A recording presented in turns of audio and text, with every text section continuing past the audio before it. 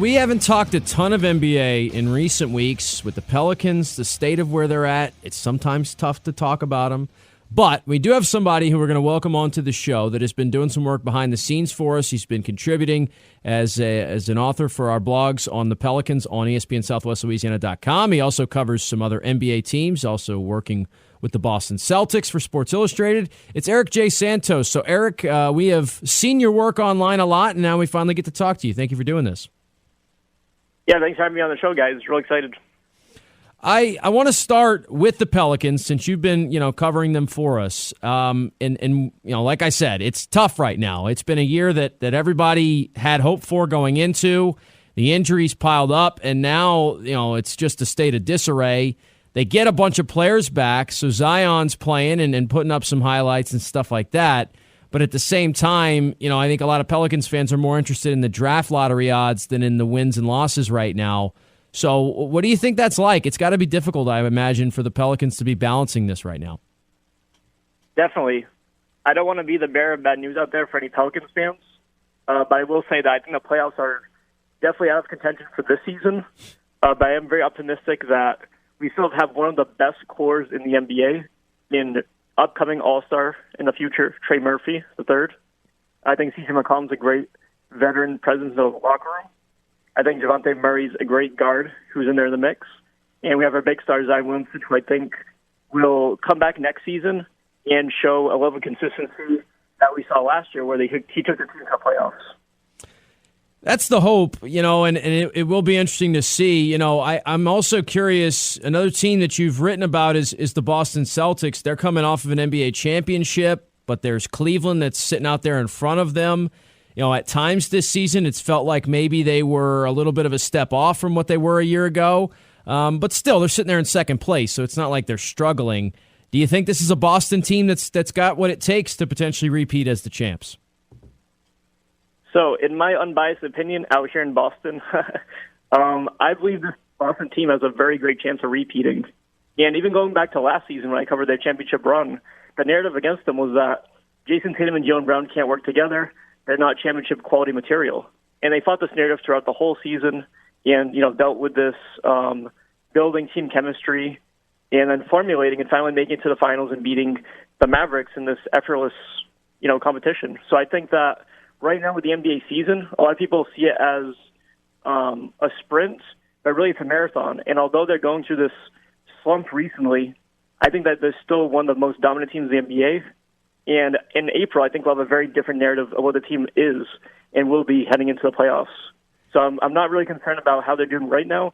I think that they kept the same players from last year, and that core of Tatum, Brown, Drew Holiday, Derek White, and Kristaps Porzingis make an amazing all-star level core. And then you add up Peyton Pritchard and Al Horford, and they've got just so much depth going for them.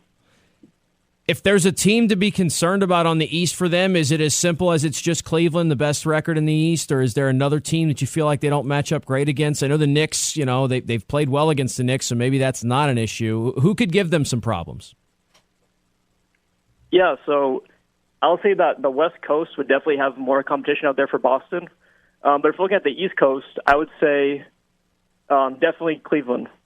And I look at, Donovan Mitchell, Garland, that whole lineup out there, I think that they have an amazing depth going for them. But even though they have the best record right now in the East, I still think that the Celtics are very much on their level, if not better. But out of that group, out in the East, I think that's their best competition. We're talking with Eric J. Santos. He's a contributor for ESPN SouthwestLouisiana.com for the New Orleans Pelicans, also covers the Boston Celtics. On the west side of things, with the Pelicans obviously out of it, as we know, a team like Oklahoma City, who has grown this thing from within, it's been really impressive to watch. SGA emerge as a star. They got a 9-game lead on Memphis and Denver, who are tied for second place right now. The doubts, it's kind of, you talked about some people who doubted the Celtics. The doubts right now for the Thunder, I think, are strictly about what they can get done in the playoffs. Is this a Thunder team that you think could maybe get over the hump and maybe meet up with Boston in an NBA Finals this season?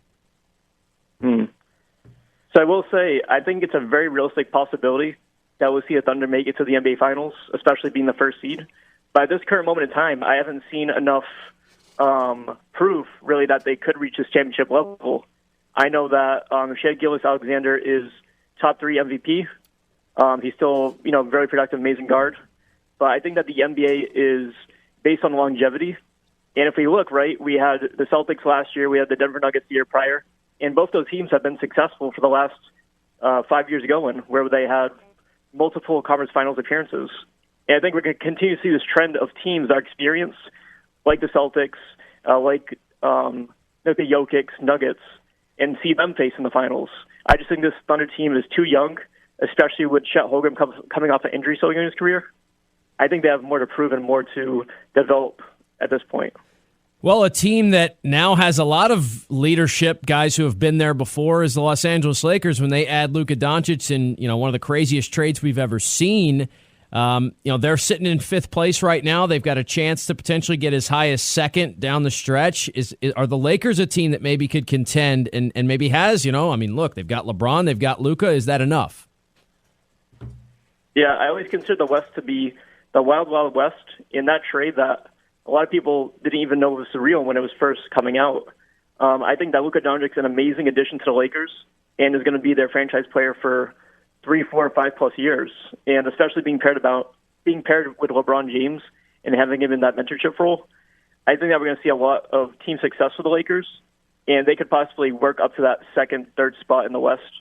And I can't say per se if they will be in the championship, but I think there's a very realistic possibility they could make it that far and beat the Nuggets, beat the Thunder. I think Doncic definitely adds that element to the team, especially coming off of a championship run last year, being in the finals. I think the Mavericks made a big mistake of getting rid of Doncic, and I know a lot of Dallas fans feel similar. But I really think that having him on that Lakers team will be amazing for those who are fans of the Lakers. Eric, I really appreciate your time. We also appreciate the work you do on the website for us, man. Keep up what you're doing, and we'll catch up with you again soon, man. Appreciate this. Yeah, sounds good. Thanks, guys.